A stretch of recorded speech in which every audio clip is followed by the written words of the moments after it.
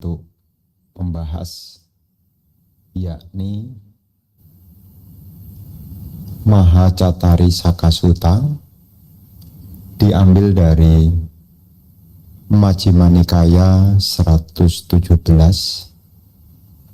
Majjhima Nikaya merupakan kumpulan khotbah-khotbah yang rentangnya menengah.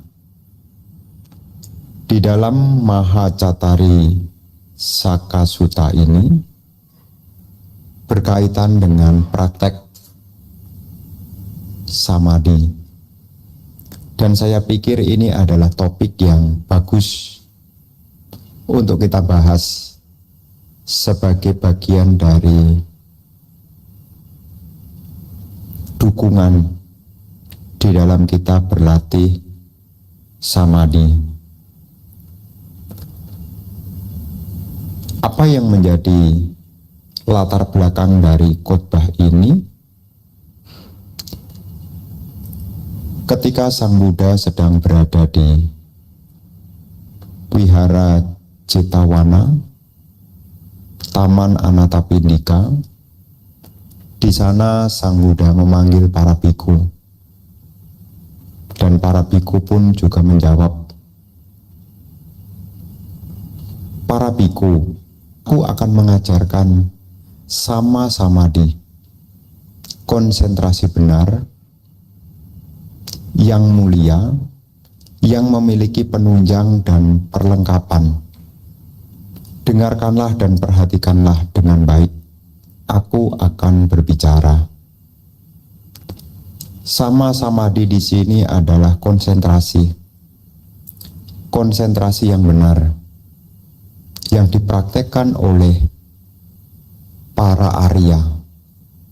Arya adalah sebutan bagi siswa-siswa Sang Buddha yang telah mencapai baik itu magga maupun pala, mulai dari pencapaian Sotapanna, Sakadagami, Anagami, dan juga Arahata. Sebutan untuk mereka adalah para Arya. Jalan yang ditempuh oleh para Arya disebut dengan jalan mulia, berunsur 8. Arya Atanggigamagga. Arya Atanggigamagga. Atha itu artinya 8. Anggika faktor, maga adalah jalan. Arya Atanggigamagga adalah jalan berfaktor 8, bukan 8 jalan utama, tetapi yang betul adalah jalan berfaktor 8 atau jalan berunsur 8. Jalannya itu satu. Jalan ini disebut sebagai jalan mulia. Arya adalah sebutan bagi orang yang sudah mencapai. Jalan mulia berunsur 8 adalah jalan yang menghantarkan seseorang menjadi orang Arya. Jadi ada dua komentar. Komentar yang pertama adalah jalan yang ditempuh oleh orang-orang Arya. Jadi orang-orang Arya ini cara hidupnya, cara prakteknya berdasarkan jalan mulia ini. Komentar yang kedua adalah jalan mulia berunsur 8 ini adalah jalan yang bisa menghantarkan seseorang menjadi orang Arya. Ya, jadi jalan mulia berunsur 8 ini bisa menghantarkan seseorang mencapai Sotapati, Magga dan Pala, Sakadagami, Magga dan Pala, Anagami, Magga dan Pala, dan juga Arahata, Magga dan Pala. Jalannya disebut sebagai jalan mulia berunsur 8. Jadi mulia di sini adalah terjemahan dari kata Arya.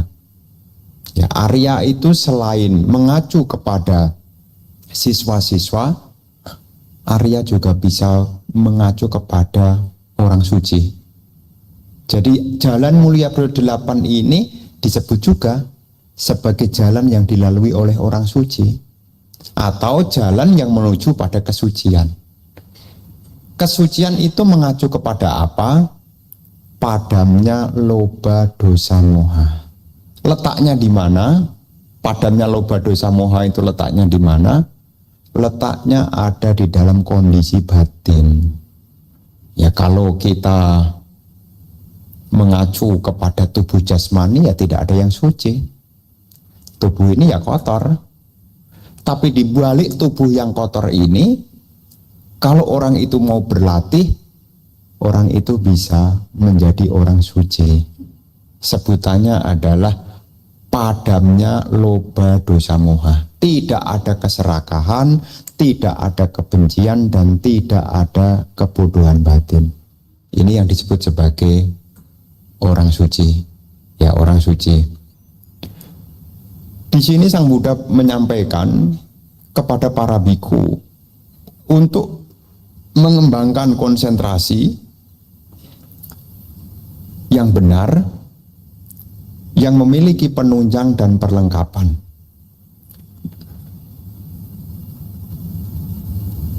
Sama samadhi yang mulia, sama samadhinya seorang Arya, ini bahasa Palinya, sama samadhinya orang mulia memiliki penunjang dan perlengkapan. Jadi tidak berdiri sendiri, hanya sama samadhi, yaitu ditunjang oleh pandangan benar, pikiran benar, ucapan benar, perbuatan benar, penghidupan benar, usaha benar, perhatian benar. Jadi kalau sama-sama di konsentrasi benar itu ditunjang oleh 7 faktor yang lainnya, maka seseorang akan mencapai pemusatan konsentrasi, ekagata. Inilah yang disebut sebagai sama samadhi yang mulia, yang memiliki penunjang dan memiliki perlengkapan. Khususnya kita yang mau mendalami, mesti tahu mulai dari apa itu pandangan benar, apa itu pikiran benar, apa itu ucapan benar, apa itu perbuatan benar, apa itu penghidupan benar, apa itu usaha benar, dan apa itu perhatian benar.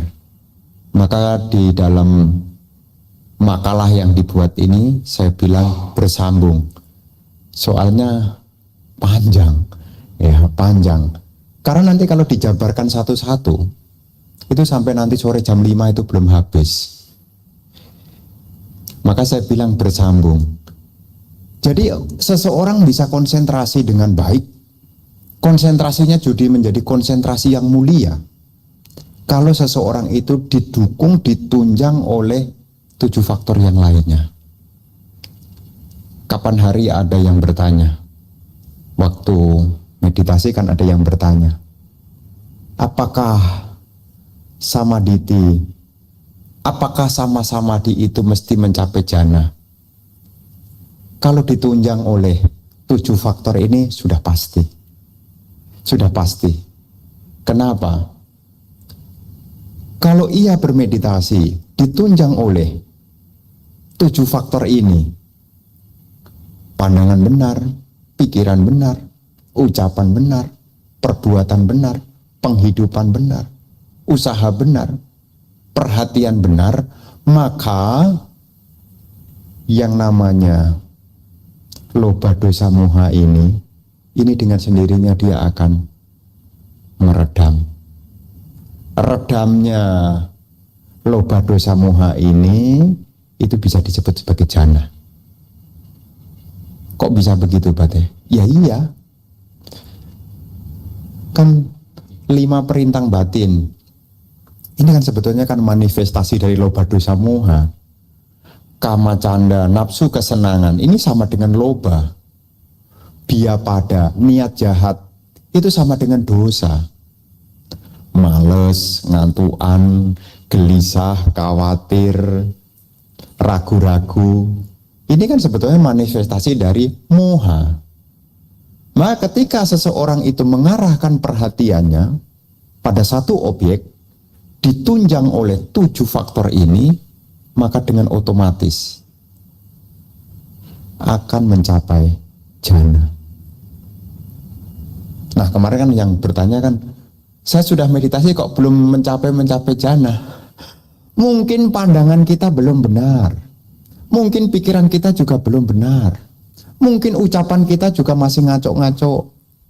Mungkin perbuatan kita juga silanya bolong-bolong.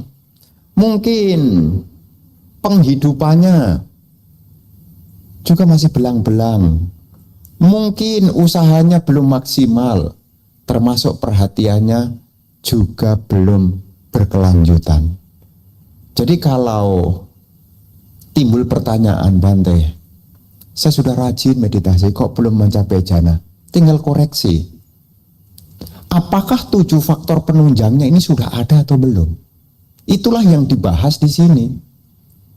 Sang Buddha mengajarkan sutta ini supaya para siswa ini bisa mencapai sama-sama di konsentrasi yang benar.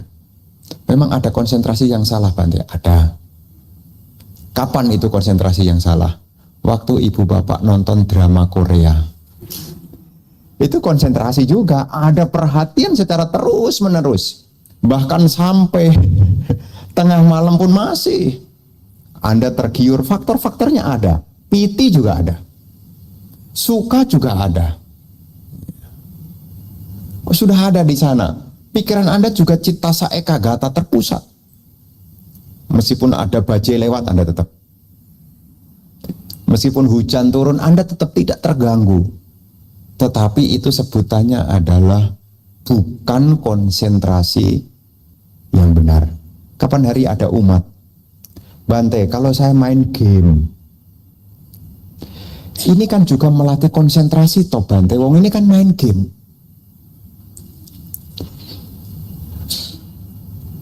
Ada sebagian orang, saya sih tidak meditasi, Bante, tapi saya latihan konsentrasi loh, Bante.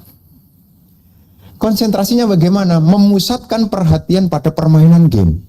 Itu faktor-faktornya ada. Witaka, mengarahkan perhatian pada objek.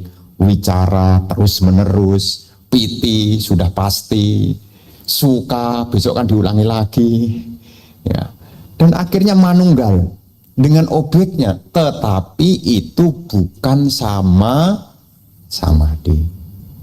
Ya, jadi ibu bapak nanti jangan punya pengertian ya sama samadhi itu dimengerti hanya fokus pada objek terus menerus, harus ditunjang oleh 7 faktor yang lainnya. Ya, 7 faktor yang lainnya. Anda mungkin mengambil satu objek, ya, mungkin mengambil satu objek, mungkin objeknya nafas. Nafas terus menerus tanpa ditunjang 7 faktor yang lainnya juga tidak bisa disebut sebagai sama-samadhi. Tidak bisa. Apa sebabnya? Karena Sang Buddha sudah menyebutkan, kalau sama-samadhi yang Arya ini ditunjang oleh 7 faktor yang lainnya. Nah, dimulai dari mana 7 faktor ini?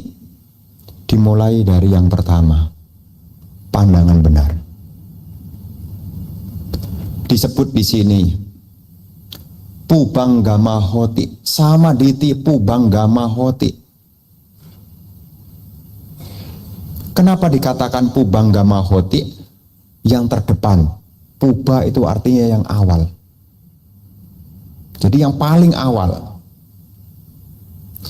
Di sana para biku, samadhiti adalah yang terdepan. Dan bagaimanakah para biku samadhiti yang terdepan? Ia memahami apa itu pandangan salah sebagai pandangan salah, memahami pandangan benar sebagai pandangan benar. Ini adalah pandangan benar baginya. Nah, samadhi disebut sebagai paling awal. Karena semua hal itu dimulai dari pandangan dulu. Pandangan dulu. Kalau pandangannya keliru, maka yang berikutnya akan keliru semua. Ya. Maka disebut di sini pubanggama. Ya, pubanggama. Puba itu adalah awal. Kalau awalannya sudah salah, maka selanjutnya jadi salah. Pikirannya jadi salah, ucapannya jadi salah, perbuatannya jadi salah, penghidupannya jadi salah, usahanya jadi salah, perhatiannya jadi salah. Termasuk juga konsentrasinya jadi salah juga. Makanya di dalam Mahacatarisa Sutta ini disebutkan pandangan benar itu diletakkan paling awal. Sebelum orang meditasi mesti memiliki pandangan benar dulu. Nah, disebutkan orang yang memiliki pandangan benar itu dia memahami salah sebagai salah, benar ya sebagai benar. Meliputi apa saja pandangan salah ini? Ada 10 macam. Yang kemarin yang Ramani, ini gara-gara Ramani ini ya. Sehingga saya mengulas sutta ini ya gara-gara apa bedanya Bante kemarin ya, nati dinang, nati yitang, nati hutang. Nah, kalau seseorang yang memiliki pandangan salah, dia tidak percaya kepada hukum karma. Sehingga apa? Ya, sehingga apa? Kalau orang tidak percaya hukum karma, seseorang tidak mungkin berbagi. Ya. Tidak ada pemberian, tidak ada persembahan, tidak ada yang dikorbankan. Dan tidak ada buah atau hasil dari perbuatan baik dan perbuatan buruk. Ini mengacu kalau orang punya pandangan salah, dia tidak yakin tentang hukum perbuatan. Ngapain mesti jaga pikiran, ngapain mesti jaga ucapan, ngapain juga jaga perbuatan. Karena dia tidak yakin kepada hukum karma, maka ia tidak memberi. Kalau tidak memberi berarti apa? Dinang itu memberi. Kalau tidak memberi namanya adinadana. Apa itu adinadana? Kalau dinang itu memberi, kalau adinadana akan tidak. Adinadana tidak memberi. Apa itu terjemahannya? Mencuri. Kenapa orang mencuri? Kenapa orang korupsi? Karena tidak yakin pada hukum karma. Ya. Makanya kan dinang itu memberi. Kalau adina berarti mencuri, mengambil. Nah, kenapa orang mengambil hak yang bukan miliknya diambil? Ya, punya pikiran, tidak ada hukum karma. Ya, tidak ada hukum karma. Nah, ini kan kesempatan nih. Kapan lagi nih? Nah, karena tidak memiliki pengertian pada hukum perbuatan, maka seseorang tidak memberi, tidak berbagi. Bahkan memberikan ucapan terima kasih aja sangat sulit sekali. Ditambah lagi, dia tidak yakin ada buah perbuatan, suka maupun duka. Jadi 4 yang pertama itu sebetulnya berbicara tentang tidak yakin pada hukum karma. Ini pandangan keliru. Ya, tidak yakin pada hukum karma. 1, 2, 3, 4 itu dikelompokkan jadi 1. Ya, tidak yakin pada hukum karma. Kira-kira lebih enak dimakan sendiri atau berbagi? Kira-kira kalau punya rambutan berbuah banyak, punya manggis berbuah banyak, punya mangga berbuah banyak, dimakan sendiri atau berbagi? Loh, itu enak loh, mana lagi loh itu loh. Kenapa Anda berbagi?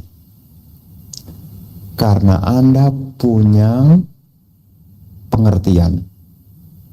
Tapi kalau tidak punya pengertian, tidak punya pandangan benar, lah untuk apa saya bagi ke dia? Wong dia juga tidak nanam, dia juga tidak bantu nyiremin, dia juga tidak bantu ngerawat.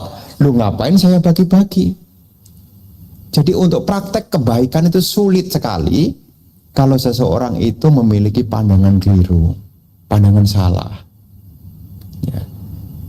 Jadi yang 1, 2, 3, 4 ini singkatnya adalah tidak meyakini tentang hukum perbuatan. Nah, yang kedua ini berbicara tentang kosmologi kehidupan. Dia menganggap hidup ini ya tidak ada. Maksudnya apa? Sekarang tidak ada. Dia tidak tahu bahwasanya dunia yang sekarang ini adalah akibat dari yang sebelumnya. Maka dia mengklaim tidak ada dunia ini. Ya. Dan dia juga punya anggapan tidak ada dunia lain. Ya. Ati loko para loko. Ya. Nanti ya. Jadi dia nanti ayang loko, dia tidak yakin dengan yang sekarang, apalagi yang akan datang. Ditambah lagi yang ke-9 itu, dia tidak yakin adanya makhluk-makhluk yang terlahir secara spontanitas, opapatika. Nati sata opapatika. Jadi 4, 3, sudah berapa?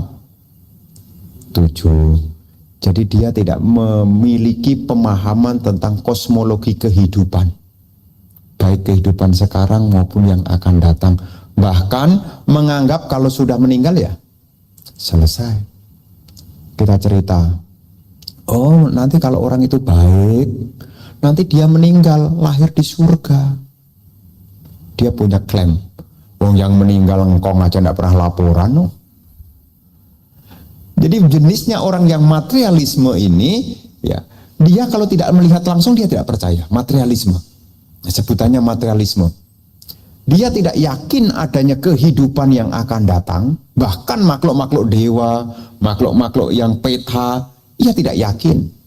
Kenapa? Karena jenisnya dia adalah materialisme. Materialisme itu artinya ya paham tentang apa-apa ukurannya mesti kelihatan. Ya, syukur-syukur ada yang laporan. Nah, oh kalau berbuat baik nanti masuk surga. Nah kalau jenisnya orang yang materialisme tadi, dia klaim, oh yang meninggal tidak pernah laporan. Ngapain kita berbuat baik, bikin repot aja. Itu kan hanya katanya Bante aja. Itu kan katanya Bante aja. Nanti kalau orang berbuat baik nanti masuk surga, itu kan katanya Bante. Wong toh juga yang kemarin yang berbuat baik juga tidak pernah WA. Nah inilah bahaya pandangan salah. Ya, dia tidak yakin adanya kosmologi kehidupan. Seolah-olah ya sekarang hidup, mati ya sudah selesai. Nihilisme, kosong. Ya, tidak ada kelahiran berikutnya, tidak ada alam berikutnya. Sehingga apa?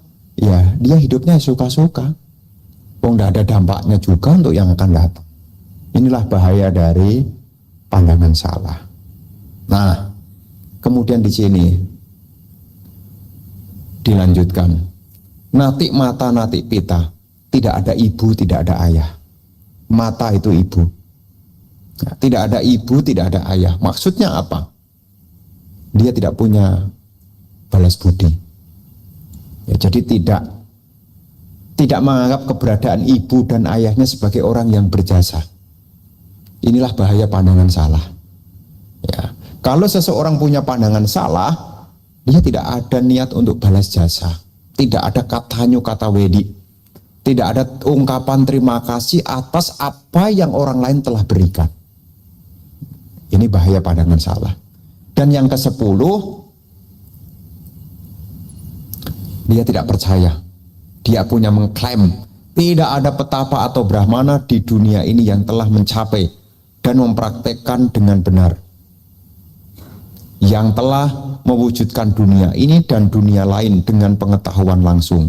Ini sebetulnya berbicara klaim di dunia ini tidak ada orang suci. Kalau punya anggapan begitu, di dunia ini tidak ada orang mencapai kesucian. Ada tidak keinginan untuk mencapai kesucian? Di dunia ini tidak ada orang yang mencapai pencerahan, itu tidak ada. Di dunia ini tidak ada orang yang bisa melenyapkan lobah dosa moha. Ada keinginan untuk melenyapkan lobah dosa moha? Enggak. Inilah bahaya dari pandangan salah. 4 yang pertama berbicara tidak yakin pada hukum karma. 3 yang berikutnya tidak yakin pada kosmologi kehidupan. 2 berikutnya tidak tahu balas jasa, dan ditambah tidak punya pemahaman bahwasanya ada pencapaian kesucian. Maka ini disebut sebagai pandangan salah. Pandangan salah. Jadi kalau ibu bapak berlatih, sebelum nanti berbicara Arya, ini yang dunia dulu. Harus dimengerti dulu. Ya, harus dimengerti dulu. Ya, sebelum